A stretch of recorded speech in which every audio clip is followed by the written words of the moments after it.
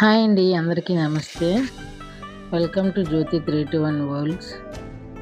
ఈ వీడియో ఏంటంటే కొత్తిమీర పచ్చడి ఎలా చేయాలో చూద్దాం. ముందుగా కొత్తిమీర కట్టను తీసుకొని శుభ్రంగా కడుక్కోవాలి. కడిగిన తర్వాత కొత్తిమీరని అయితే కట్ చేసుకొని పక్కన పెట్టుకోవాలి. టమాటో ముక్కలు చిన్న చిన్న ముక్కలుగా కట్ చేసి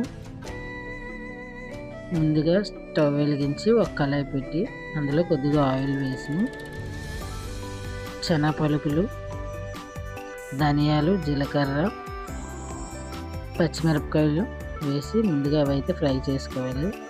అవైతే ఫ్రై అయిపోయాక మనం పక్కనైతే పెట్టుకోవాలి. తర్వాత అందులోనే ముందుగా టమాటీలను అయితే ఫ్రై చేయాలి.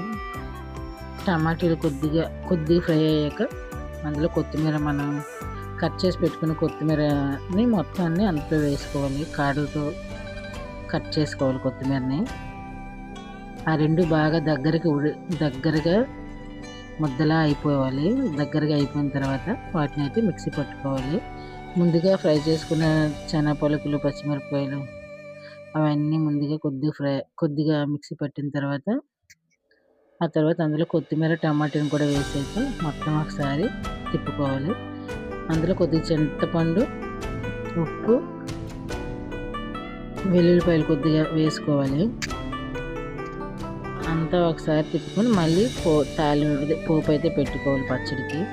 పచ్చడి అయితే టేస్ట్ అయితే సూపర్గా ఉంది. సింపుల్గా ఎలా చేసుకోవచ్చు.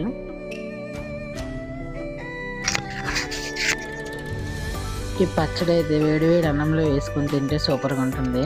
అలాగే దోశల్లో కూడా కొత్తిమీర పచ్చడి అయితే సూపర్గా ఉంటుంది.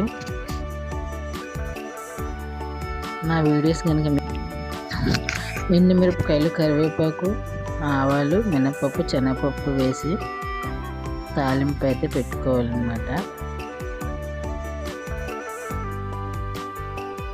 టేస్ట్ అయితే సూపర్గా ఉంటుంది. కొత్తిమీర పచ్చడి దోశల్లోకి కూడా బాగుంటుంది.